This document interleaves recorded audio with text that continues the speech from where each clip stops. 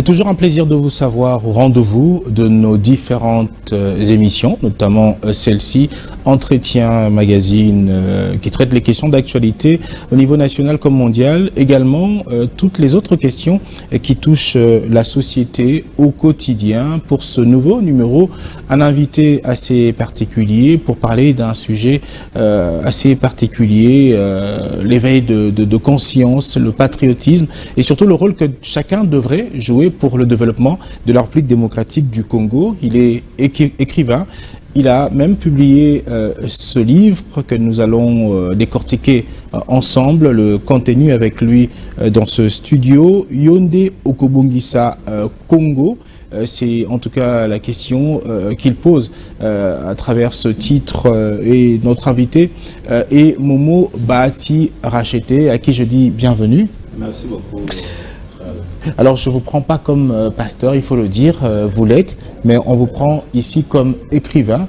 Vous avez écrit cet ouvrage que vous qualifiez d'une analyse et réflexion personnelle, selon les observations que vous avez eu à avoir de l'évolution de notre société, et vous vous inquiétez du fait que la République démocratique du Congo ne décolle pas vraiment comme il fallait.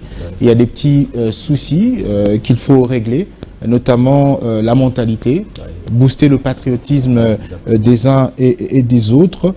Alors, vous êtes apparemment parti d'un constat dans la société, mais quel est ce constat qui vous a poussé donc à vouloir publier ce livre, Yonde Okobongisa Congo? Merci beaucoup, mon frère Alain, pour m'avoir reçu ici sur votre plateau en ce jour. Et merci aussi pour cette question. Oui, le constat a été fait et je ne suis pas le seul. C'est presque tous les Congolais qui ont déjà entendu cette phrase. Et le constat est que c'est une phrase ou un slogan qu'on vous lance souvent quand vous voulez faire quelque chose de bien pour le pays. Pour le pays, ou quand vous interpellez une personne qui ne fait pas bien les choses. Exactement. Vous voulez la recadrer, alors il vous lance ce slogan. Donc, Kanisi Yonde Okobongisa Mboko, Kanisi Yonde Okobongisa Congo. Pour dire, mais qu'est-ce que vous voulez, ça ne changera pas, laissez tomber, voilà. Exactement. J'ai beaucoup réfléchi, parce que vous voyez, c'est une phrase, mais cela a fait sortir un ouvrage de plus de 200 pages. J'ai beaucoup réfléchi, et je n'ai pas aussi voulu que la réflexion puisse aller plus loin, sinon ce serait volumineux et puis ce serait un objet de stress, ça stresserait les gens. Difficile à lire. Difficile à lire. Et surtout que les Congolais aussi, c'est pas facile de lire. Ils n'ont pas vraiment l'habitude de lire. Ils n'ont pas cette culture-là. En passant, j'aimerais aussi vous dire qu'il y a un livre que je suis en train d'écrire bientôt, sera prêt. La résolution du conflit entre les Congolais et les livres.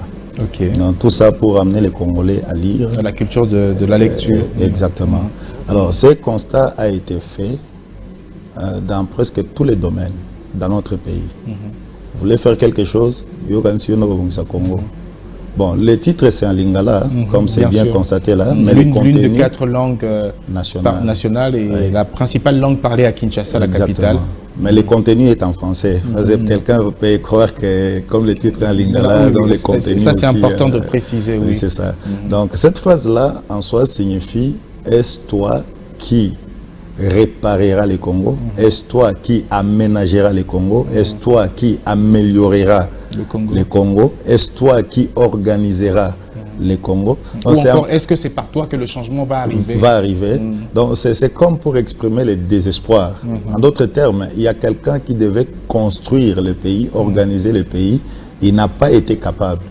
Maintenant, qui est-il pour essayer de le faire? Alors, ce constat plutôt malheureux m'avait poussé à réfléchir et à faire des analyses et des recherches par-ci, par-là, pour pouvoir faire un document qui pourra aider les Congolais à changer sa façon de voir les choses. C'est comme vous allez le constater, c'est bien mentionné dans l'objectif qui m'a poussé à écrire, les Congolais a développé la négativité. Nous voulons essayer un peu de faire le contraire. cultiver la positivité dans l'esprit congolais. Oui. C'est peut-être parti d'un désespoir, mais ce n'est pas non plus quelque chose de bien, parce que si on reste dans le désespoir, on ne va jamais avancer. Exactement, on ne va jamais avancer, on ne verra que le mal. Pourtant, il y a beaucoup de biens qui nous entourent. Nous-mêmes, nous habitons un pays qui est rempli de biens. Pourquoi nous allons vivre dans les désespoirs alors que nous avons quand même des choses qui nous donnent de l'espoir? Peut-être qu'aussi parce que le Congolais pense que le rôle pour le changement doit venir que de la seule responsabilité de ceux qui dirigent, pas du peuple, alors que chacun à son niveau a un rôle à jouer. Ce que vous dites là est vrai, parce que le problème des Congolais, c'est que c'est les dirigeants qui doivent travailler pour construire. Vous arrivez même dans des quartiers, ça fait mal. Hein? Vous voyez quelqu'un qui abrite la saleté dans sa parcelle. Et les herbes ont poussé comme vous n'avez pas l'idée. Même les murs de sa maison sont presque endommagés. Il y a un risque que ça s'écroule même sur les habitants. Et il vous dit, ce sont des dirigeants qui ne veulent pas construire le pays.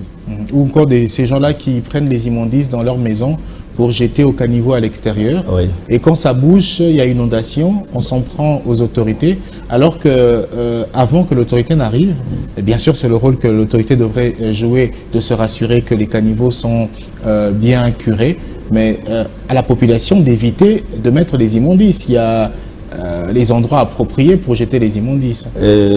C'est exactement ça, parce que il y a beaucoup d'exemples, hein, et il y a beaucoup de choses qui sont développées dans ces documents. Je crois que ça va vraiment réveiller l'esprit congolais. C'est pas seulement le dirigeant ou celui qui dirige qui devait avoir cette responsabilité dans son esprit. C'est un citoyen comme tous les autres.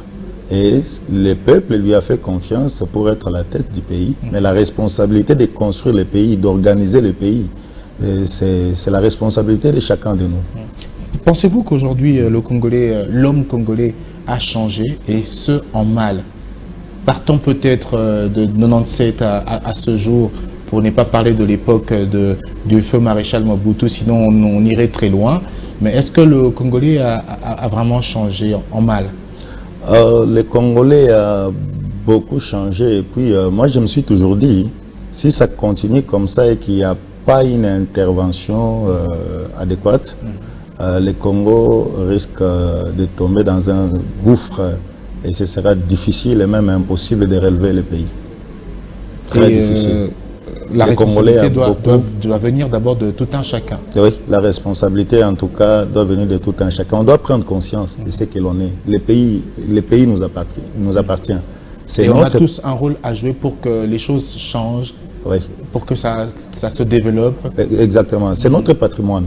Raison pour laquelle j'ai réfléchi, j'ai analysé et j'ai écrit un document.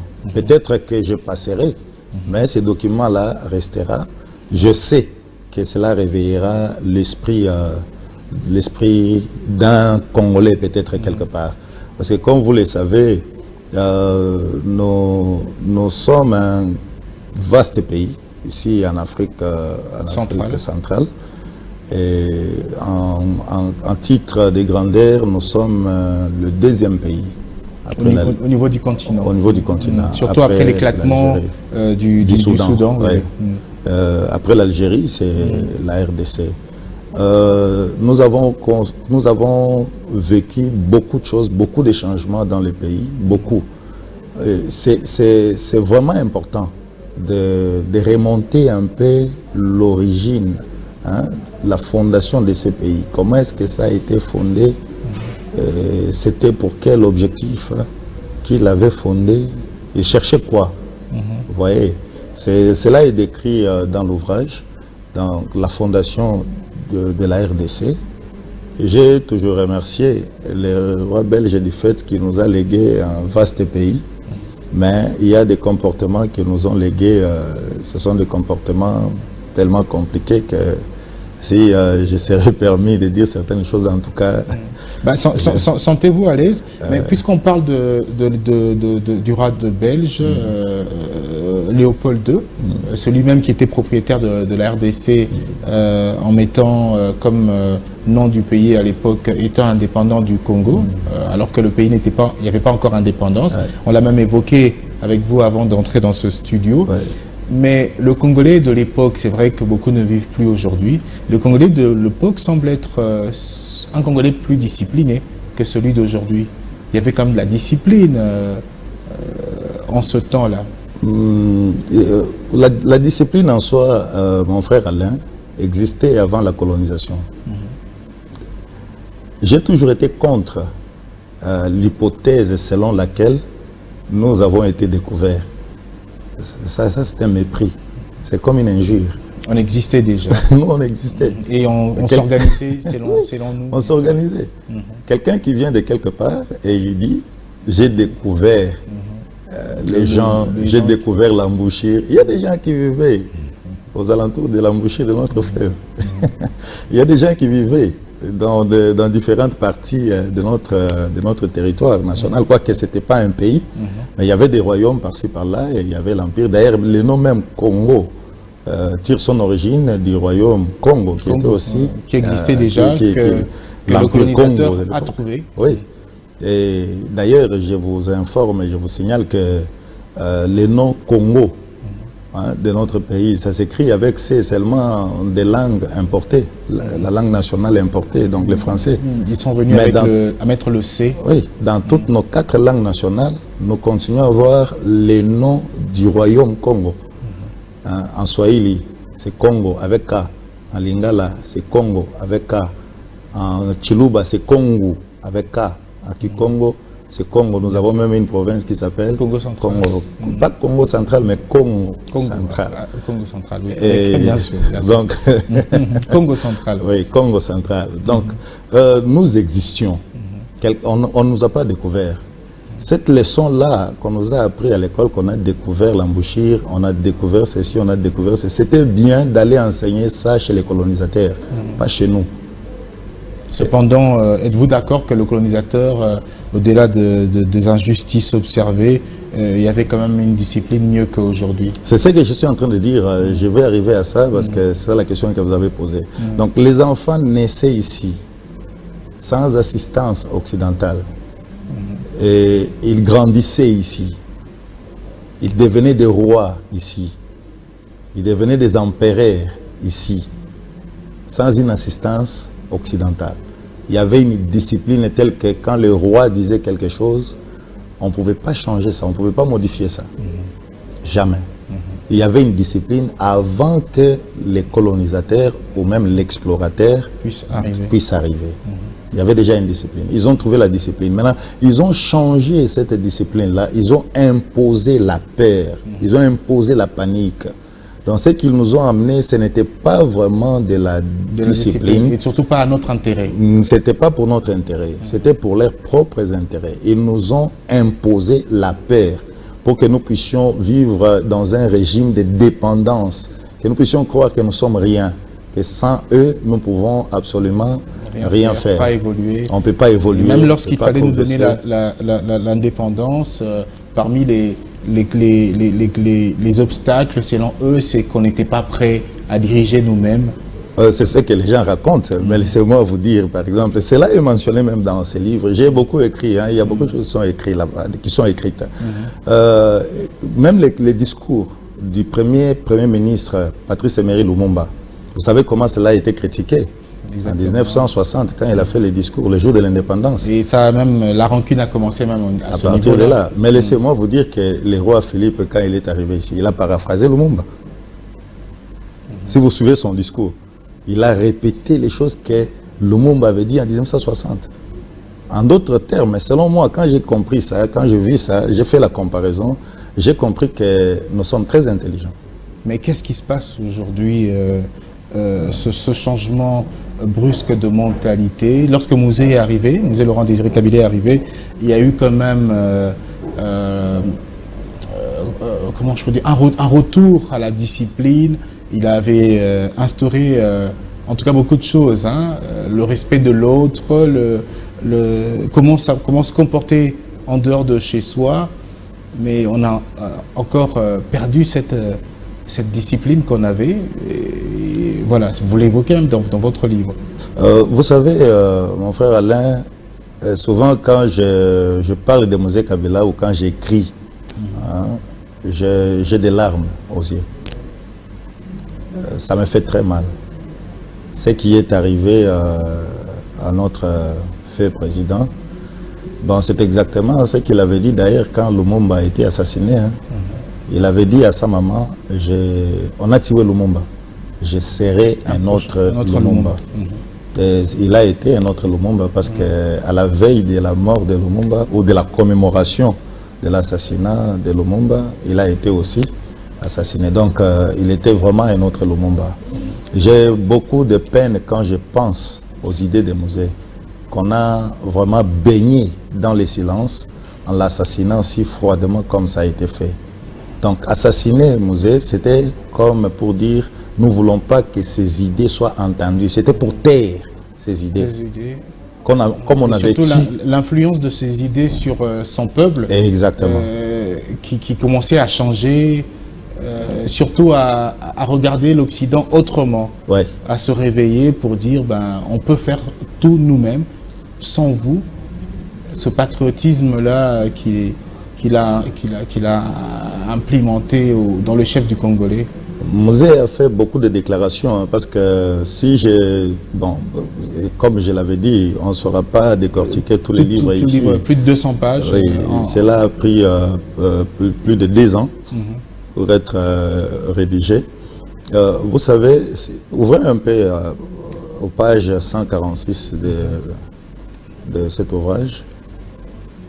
Les idées de Mosé ont été oui, nous sommes à la page 146, oui. C'est bizarre. Je peux même vous laisser... Ok, merci beaucoup. Merci mon frère. Donc, quand nous prenons à la page 146 de ce livre, vous allez voir que au paragraphe 2 de la page, il est dit ceci. Mosé a initié les services nationaux qui avaient pour but de développer les secteurs agricoles ainsi que tant d'autres de la RDC. Ces programmes plutôt importants continuent jusqu'à ce jour. C'était une détermination de résoudre d'une manière durable la problématique de la famine en RDC. Comme lui-même le disait, le Congo ne peut se développer sans l'agriculture et une agriculture motorisée. Mais aussi, nous ne pouvons pas entrer dans la modernisation en étant un pays faible. Nous devons d'abord nous développer. Et encore, il nous faut des partenaires qui construisent nos infrastructures routières et ferroviaires. Que l'on soit capable de se réveiller à Lubumbashi, aller travailler à Kinshasa et revenir le soir sur Lubumbashi. Que l'on se réveille à Kikwiti, aller travailler à Mbujimayi et revenir le soir à Kikwiti après le travail. Il disait, les minéraux du Congo ont construit la Belgique. Il est temps que les minéraux du Congo construisent les Congos et aident les Congolais. Pouvez-vous imaginer de telles idées si Mosé n'est pas parvenu à accomplir parce qu'on l'avait assassiné? Ben parce qu'ils ont compris qu'il a porté le changement qu'il fallait. Cette même mentalité que le colonisateur a fait taire à l'époque, qui revient, et avec Mosé. Oui, voyez-vous que le fait de ne pas laisser Mosé concrétiser ceci, c'était comme pour nous lancer un signal pour dire que vous ne serez jamais à mesure de vous réveiller à Lubumbashi pour aller travailler à Kinshasa et revenir et retourner chez vous le soir. Donc c'est ça le message qu'on était en train de nous donner en faisant taire les idées de Mosé. Donc cette mentalité que le colonisateur avait, pour moi, les colonisateurs avaient déformé les Congolais à volonté. Il y a des déformations que nous pouvons constater parce que c'est bien documenté. Comme physique ou psychologique. Oui. Il y a des déformations physiques qui sont bien documentées. Vous voyez que ces gens ici, ils ont été déformés. Mais en ce qui concerne la déformation mentale, ça vous voyez seulement par des actes qui sont posés par les Congolais. Vous voyez leur comportement, là, vous savez que... Ce découragement vis-à-vis de l'autre, pour dire, ben, tout ça et des choses semblables. Tout ça pour nous empêcher d'avancer. D'avancer, exactement. Et dans ce livre, vous interpellez les uns et les autres à mettre de côté cet esprit-là. Certainement, parce que nous devons construire notre pays. Nous devons construire le Congo. On est quand même en retard, beaucoup en retard. Oui, nous sommes en retard parce qu'il y a quelqu'un qui nous a soumis dans un régime négatif. Et ce sont des ennemis du peuple congolais. On va d'ailleurs en parler. Alors, dans l'avant-propos de cet ouvrage, vous évoquez cette question. Pourquoi la RDC n'évolue pas à la vitesse du 21e siècle? Alors, la question que moi je vous pose ici, pourquoi alors les choses ne décollent pas comme il faut? Chaque fois qu'on veut avoir un décollage, il y a toujours un blocage. Vous savez, j'ai toujours comparé le décollage de la RDC avec celui d'un aéronef. Quand le décollage d'un aéronef ne réussit pas, c'est fini. C'est compliqué. Peut-être qu'il y aura un crash et les occupants de l'appareil vont tous mourir. Ou alors, si on maîtrise l'appareil à sol, alors le voyage n'aboutira pas. Il faut repartir, à la limite changer de jour de vol. Exactement. Pour observer ce qui n'a pas marché. Exactement. Combien de programmes seront annulés et combien de profits, peut-être pour les pays même, seront mis en cause et des choses semblables. Vous voyez. Alors, les décollages de la RDC, c'est aussi pareil.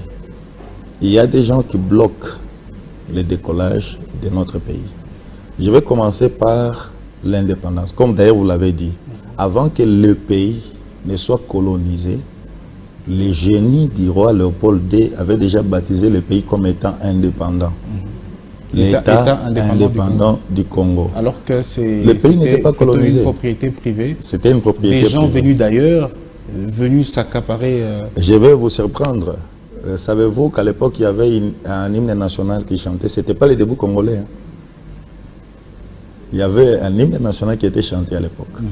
Et l'hymne national qui était chanté, c'est vers l'avenir. Si vous lisez ces textes-là, c'est écrit dans cet ouvrage. Si vous lisez ces textes-là, nulle part, le Congo est mentionné. C'est l'hymne national du Congo, de l'État indépendant du Congo, mais le Congo n'est mentionné nulle part. C'est la Belgique et son roi, dans l'hymne national. Chanté. Oui. Donc là, on parle, on chante, on évoque juste la Belgique et son roi et leurs descendants. C'est tout. Mais le Congo n'est pas mentionné. Donc c'était une rise qu'on ne pouvait pas peut-être comprendre à l'époque, et peut-être jusqu'aujourd'hui.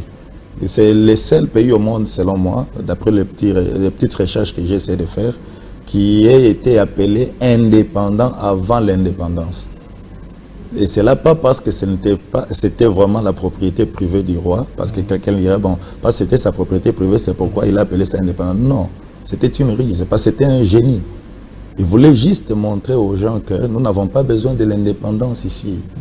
Donc le pays est déjà indépendant, il y a déjà un roi. Selon le vouloir de son propriétaire. Oui. Et en plus, un pays indépendant africain, mais son dirigeant au roi, c'était un Belge. Et c'était bien connu, le roi de la Belgique. Mais on disait qu'il était les propriétaires ou alors les souverains de l'État indépendant du Congo. Et après l'État indépendant du Congo, à cause du mauvais traitement des nègres que nous étions, on a fait pression sur lui, pas parce qu'on voulait notre bien, mais parce que d'autres pays voulaient aussi mettre la main sur la colonie. Et c'est comme ça qu'on lui a ravi le pays pour remettre ça au royaume de la Belgique. Et là, nous sommes devenus Congo belge. Juste après l'État indépendant du Congo. Juste après l'État indépendant du Congo. Et après le Congo belge, nous sommes arrivés à l'indépendance. Pour montrer qu'on ne voulait pas le décollage de ces pays, j'aimerais vraiment que ces points soient bien assimilés par chaque Congolais. Pour montrer qu'on ne voulait pas le décollage du pays, on a commencé par assassiner le premier ministre. Si vous suivez les discours de Lumumba, du jour de l'indépendance, vous allez comprendre vraiment que ces messieurs voulaient transformer ce pays. Ils voulaient faire du Congo un pays phare. Et c'est ce que Mosé aussi voulait faire. Et donc, pour eux, il ne devrait plus exister. Il ne devait plus exister parce qu'ils voyaient qu'il était un danger. Et c'est comme ça qu'on avait éliminé Lumumba. Pouvez-vous imaginer un premier ministre d'un pays assassiné tel qu'on l'avait fait à Lumumba? Il lui décède ici, au pays, ici, dans notre pays. Et c'est là en province, dans la province du Katanga. C'est là qu'il était assassiné. Mais sa dépouille mortelle se retrouve en Belgique. Et on va nous remettre cette dépouille mortelle 61 ans après. Si vous trouvez ça normal? Et c'est juste une relique, au fait, qu'on a eu à nous remettre en plus. Hein. Et eux-mêmes, ils ont regretté. Une dent qui représente... sa dépouille, oui, c'est ça, sa dépouille. Pour nous, c'est ça, la dépouille mortelle de Lumumba. Pouvez-vous imaginer que la dépouille se retrouve en Belgique? Comment est-ce que c'était parti? Est-ce que c'est passé par la province? Est-ce que c'était passé par la capitale? Est-ce qu'il était parti pour des soins médicaux? Comment s'était-il retrouvé là-bas? Et cette dent a été gardée pendant plus de 60 ans. Je me suis toujours dit que les colonisateurs ou alors les Belges nous aident. Hein, si par exemple on peut nous restituer les plans stratégiques du développement de ces pays, en tout cas ce sera vraiment une bonne chose parce que j'ai toujours dit que si on peut coloniser une dent pendant 60 ans, je ne sais pas, nous les vivants, quel peut être notre sort. Alors, il y a eu la colonisation, la néocolonisation, la transformation de la personne du Congolais par le Belge, mais après il y a eu des dirigeants congolais jusqu'à ce jour. C'est d'ailleurs mentionné hein, dans l'ouvrage. Vous allez voir que à un certain moment, les pays avaient changé parce que j'ai parlé de l'instabilité de notre pays. Et cette instabilité a été aussi provoquée à volonté. Parce qu'après l'indépendance, nous avons eu des sécessions. Vous allez voir comment les Katanga s'étaient détachés. Et ça a duré juste quelques 3 ans. Mais il y avait déjà des plaques d'immatriculation, il y avait déjà une monnaie, il y avait déjà l'hymne national, il y avait toutes ces choses-là. Un drapeau différent et tout ça. De celui du pays. Du côté du Kasaï aussi, il y a eu la sécession des Kalonji et des choses semblables. Vous comprenez qu'il y avait quelqu'un qui ne voulait pas le décollage. Après ça, on a même changé les noms du pays pour que ça devienne Zaïre. Comme pour dire, ça, ce sont les Zaïrois eux-mêmes. Donc, ce sont eux-mêmes qui sont en train de diriger. C'est pas nous. Vous voyez, c'était comme une façon de nous endormir pour nous montrer que, ou pour montrer à la face du monde que ce sont eux-mêmes qui se dirigent. Ils peuvent changer des noms comme ils veulent, ils peuvent changer les hymnes nationaux comme ils veulent, ils peuvent changer les drapeaux comme ils veulent. Mais après l'entrée, la prise de pouvoir par Mosé, les choses étaient en train de s'organiser. Et de la même manière qu'on avait vu qu'avec ces messieurs, on risque de vivre encore la scène de Lumumba. Et c'est comme ça qu'on a écarté Mosé. Vous comprenez que ceux qui ont écarté Lumumba, c'est ceux qui ne veulent pas le décollage de ces pays. Ceux qui ont écarté Mosé, ce sont des gens qui ne veulent pas le décollage de ces pays.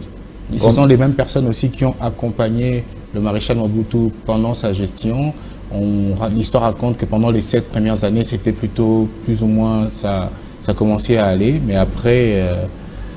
vous devez savoir que tout ce que les Belges ont fait de bien ici, dans ces pays, ce n'était pas pour les Congolais, c'était pour les Belges.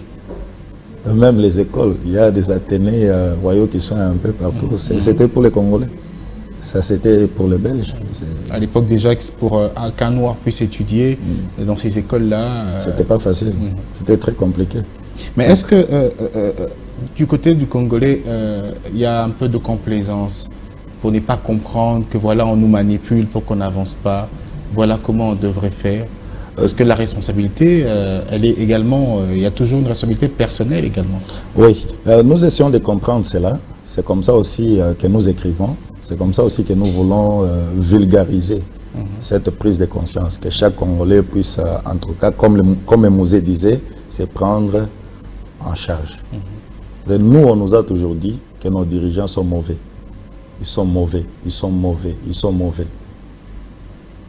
on ne nous a jamais montré les bons côtés de nos dirigeants. D'ailleurs, vous en parlez également dans votre livre. Oui. Mais avant d'évoquer cette question, je voudrais quand même parler de ce fait que vous saluez, qui pour vous change quand même les choses en RDC.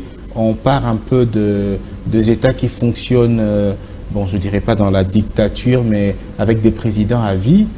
Grâce à Joseph Kabila, on arrive à atteindre un autre niveau de vie.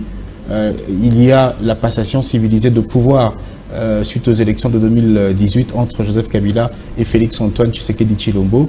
Dans votre livre, vous saluez cela parce que c'est quelque chose de nouveau qui entre dans la mentalité du Congolais pour comprendre qu'aujourd'hui, un président peut diriger et partir du pouvoir en laissant l'autre et s'enfuir son pays en restant vivre en RDC.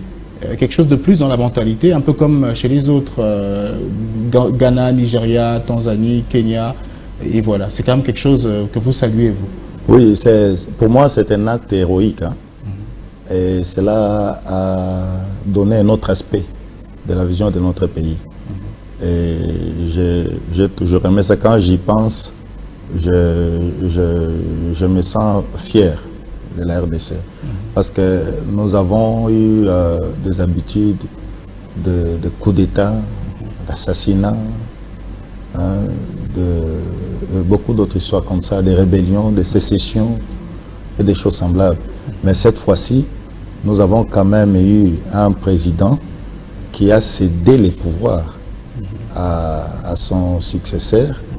Et qui en plus n'est pas de sa famille politique, qui d'ailleurs vient de l'opposition. Pas de sa famille politique, il est venu de l'opposition et il a cédé les pouvoirs. Désormais, dans le pays, nous savons que il y a l'ancien président de notre pays vit à tel endroit. Une première fois depuis plus de 60 ans. Depuis plus de 60 ans.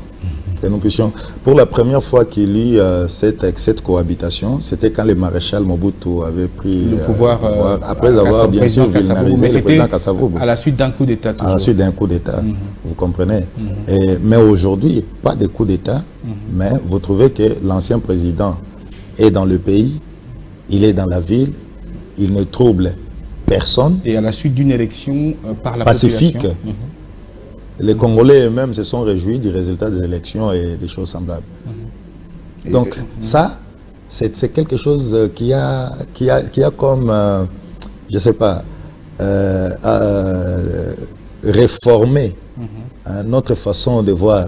Parce qu'on s'attendait à ce que, bon, vous allez d'ailleurs vous souvenir que le président Joseph Kabila avait fait mention de cela une fois dans une interview, quand on lui a posé la question de savoir comment est-ce qu'il il envisageait sa fin. Il s'attendait à quoi? Il a bien répondu, hein, il a dit une balle dans la tête. Quand j'ai suivi ça, je me suis dit, qu'est-ce qu'il y a derrière cette réponse? C'était peut-être une manière pour lui de dénoncer cette pression extérieure, cette manipulation toujours de ne pas permettre à la RDC de décoller. Voilà. J'ai beaucoup réfléchi sur cette réponse et je me suis dit, il y a beaucoup de choses qui sont cachées derrière. Il a quand même réussi à finir son mandat sans problème, c'est un homme à féliciter. Aboutir à cette alternance. C'est un homme à féliciter. Alors que beaucoup de Congolais s'attendaient peut-être à autre chose. Je vous dis, Alain, c'est un homme à féliciter. Parce que diriger le Congo et sortir vivant, vous devez être fort, c'est pas facile. Mais néanmoins, après cette alternance, le Congolais doit savoir que ça doit continuer comme ça. Ça doit continuer comme ça. Il faut toujours, pour qu'un président quitte, pour que l'autre vienne, il faut des élections. Exactement. Ça va vraiment aider les pays à prendre un autre élan. Hein? Ça va vraiment aider les pays à prendre un autre élan. Et ces histoires-là, de Tiwé, coup d'État, on a perdu un grand Premier ministre, nous avons perdu un grand président. Ça fait mal.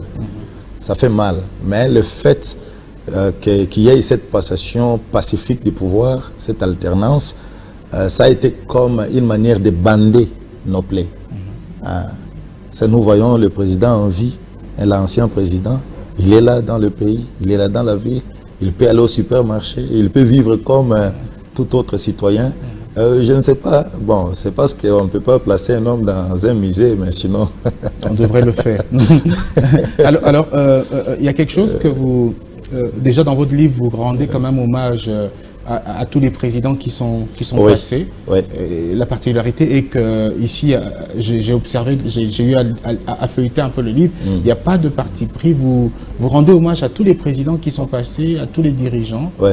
Et d'ailleurs, vous dénoncez ce fait que pour beaucoup, pour la population, on est habitué à voir que le côté négatif de la gestion d'un président, après son mandat ou pendant son mandat, au lieu d'évoquer parfois aussi le côté positif, puisqu'il y en a, que ce soit de Joseph Kasavubu à Joseph Désiré Mobutu, à Laurent Désiré Kabila, à Joseph Kabila jusqu'à Félix Antoine Tshisekedi.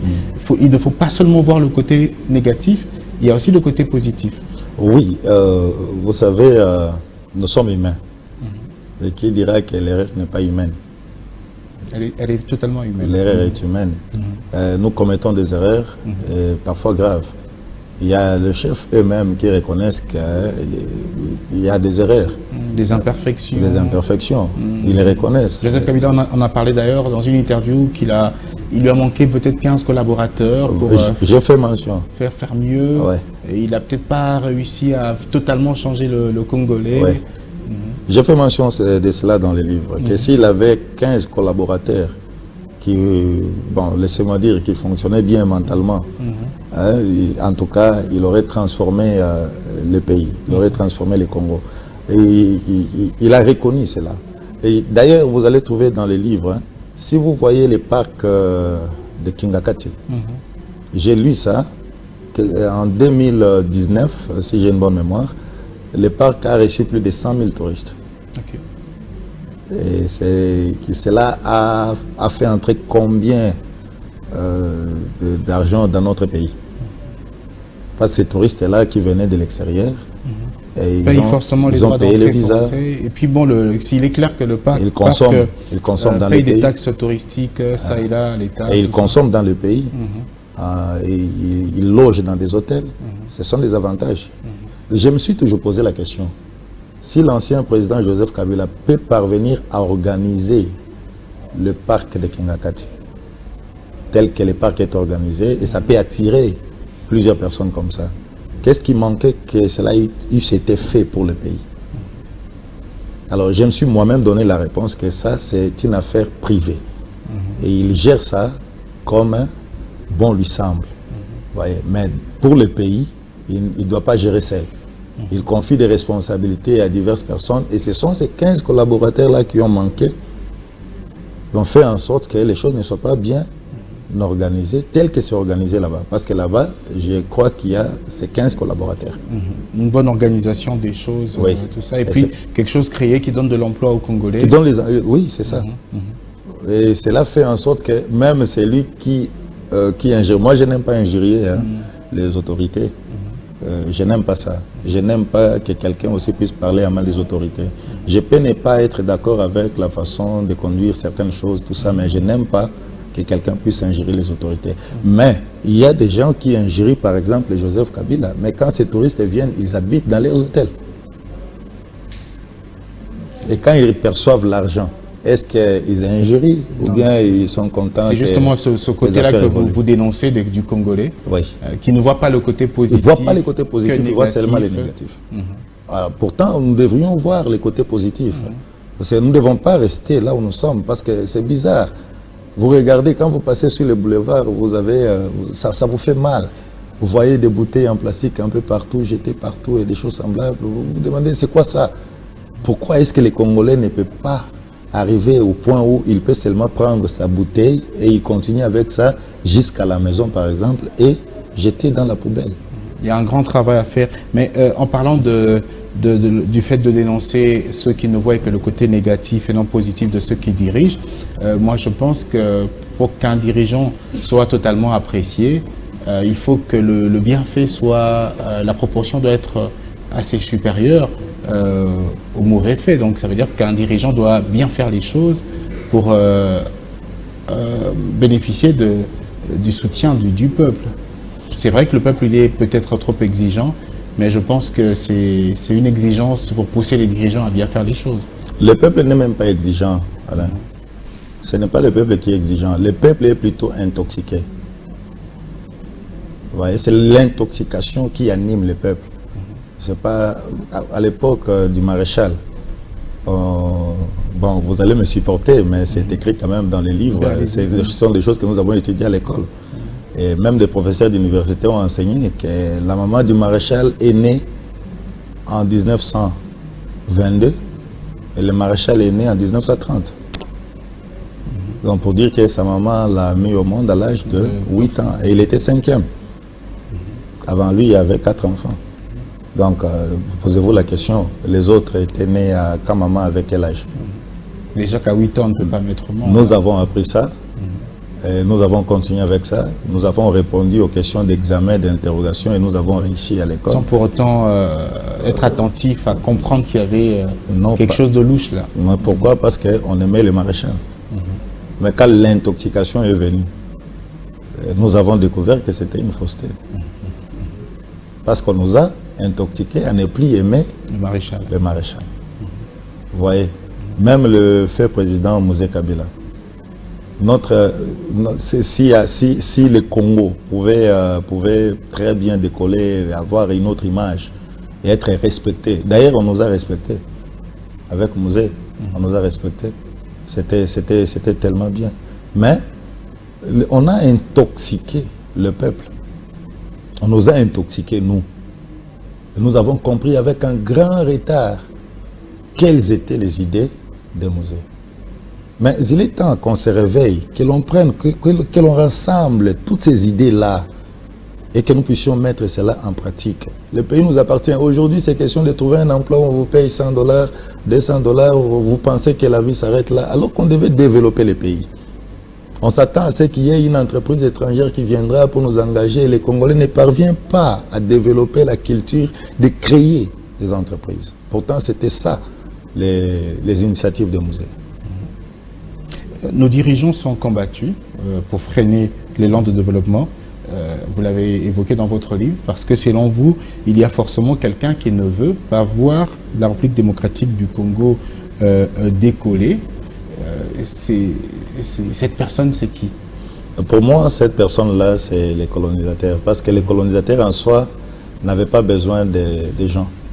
Ils avaient besoin des terres. Il faut remonter pour voir quels étaient les objectifs de la création de l'État indépendant du Congo. Les rois belges cherchaient des terres pour étendre les royaumes de la Belgique. Moi, j'ai toujours dit que normalement, le Congo devait ressembler à la Belgique parce que c'est l'extension de la Belgique. C'était ça ses intentions. Et même cette question-là, Yonde Okobongisa Congo, c'est lui qui vous lance ce slogan. Il veut vous dire que là où les rois belges n'ont pas pu, qu'est-ce que toi, nègre, tu vas faire? Là où les colonisateurs n'ont pas pu, qu'est-ce que toi, tu vas faire?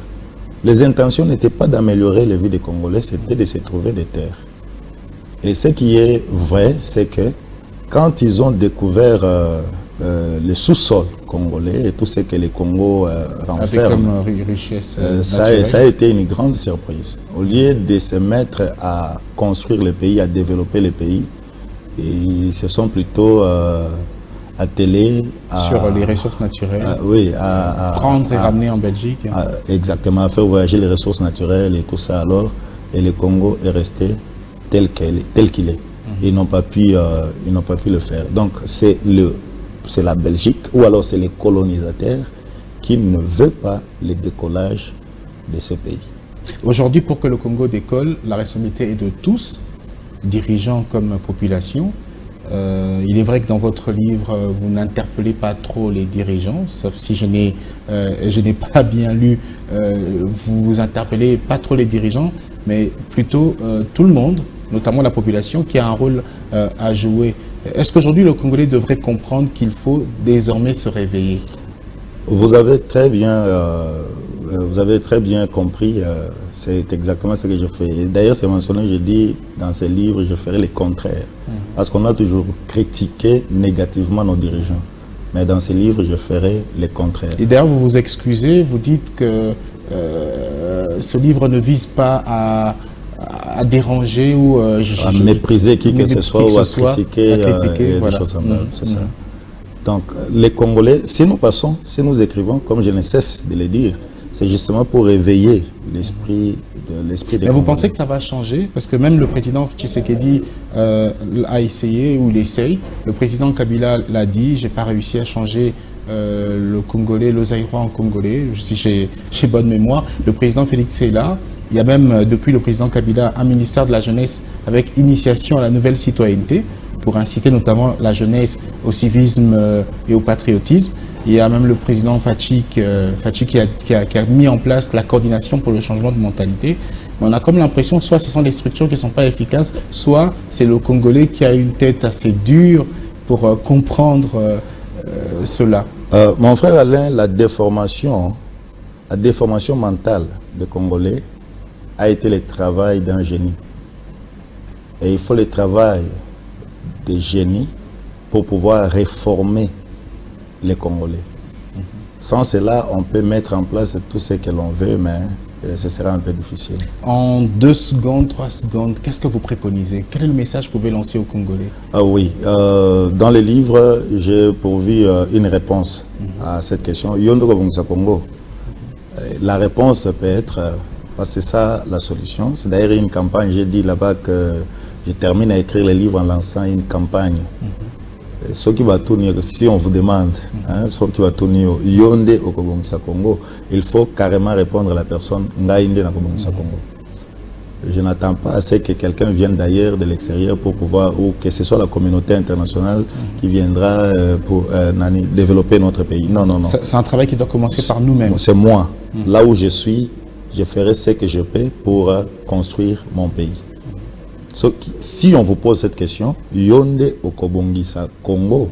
Il faut répondre en lingala. Oui, Ngaïnde na Kobongisa Congo. Ngaïnde na Kobongisa Congo. La Chine est ce qu'elle est aujourd'hui grâce à un travail de sa population. Exactement. Pas seulement la Chine, même les États-Unis. Ce sont les Africains qui ont développé les États-Unis. Et c'est là par la culture des cotons. C'est comme ça qu'ils sont partis et ils sont ce qu'ils sont aujourd'hui. Et Mosé nous voulait nous amener à ça. Merci à vous. Merci à vous, Momo Bahati Racheté, écrivain, également pasteur. Vous êtes d'ailleurs à cheval, vous vivez entre Kinshasa, Ouganda et le Nord Kivu. Oui, c'est ça. Donc, à Kinshasa, pour combien de temps vous êtes encore là? Je suis là jusqu'à demain, parce que déjà dimanche, je vais faire Kisangani, et après Kisangani, je ferai Goma. Et je rappelle que cette émission est tournée le samedi 10 février à Kinshasa. Oui. Et alors, comment se procurer ce livre? Il y a déjà combien d'exemplaires? Vous m'aviez dit que la publication est en cours. Oui. La publication est en cours. Nous sommes en train de voir comment faire en grande quantité, en grand nombre. Bon, c'est pas une mince affaire. Il faut beaucoup de moyens, oui. Il faut beaucoup de moyens. Nous essayons de nous battre pour que nous puissions avoir assez d'exemplaires pour tous nos lecteurs. Mais sinon, le numéro de contact, je pense que ce sera mieux pour... Allez-y, vous prononcez puis vous répétez pour les uns et les autres. On peut prendre plus 243, 81, 94, 57, 634. Plus 243, 81, 94, 57, 634. Il y a aussi plus 243, 9, 92, 50, 40, 52. Alors, le livre sera publié aux éditions Goshen Press. Les personnes intéressées déjà avant la suite de la publication peuvent vous contacter à travers ces numéros-là. Ces personnes peuvent même passer à Digital Congo. On va vous donner les contacts de monsieur Momo Bahati Racheté au cas où vous n'avez pas pu retenir les numéros. Merci à vous encore. Bonne chance. Je rappelle que c'est une interpellation partie d'une analyse du vécu au quotidien sur l'ensemble du territoire national et vous interpeller les uns et les autres à savoir que nous avons tous un rôle à jouer pour que le Congo se développe. Merci beaucoup mon frère Alain. Ça a été vraiment un plaisir pour moi d'être reçu sur votre plateau. Et je remercie aussi Madame Rita et tout le réalisateur. l'équipe technique, Madame Rita à la coordination TV Digital. Merci encore une fois. Merci également à vous de nous avoir suivis. Nous avons parlé de ce livre Yonde Okobongisa Congo. Si l'on vous pose cette question, après avoir interpellé une personne qui est dans l'illégalité, dites à cette personne, oui, Ngane Okobongisa Congo, parce que ce rôle-là revient à chacun de nous. Ce n'est pas seulement le travail du chef de l'État seul ou des autorités, mais de tout Congolais. Il faut arrêter de désespérer, être optimiste avec le travail que tout le monde va faire. Le Congo va se développer. Merci encore une fois. Portez-vous bien et à très bientôt.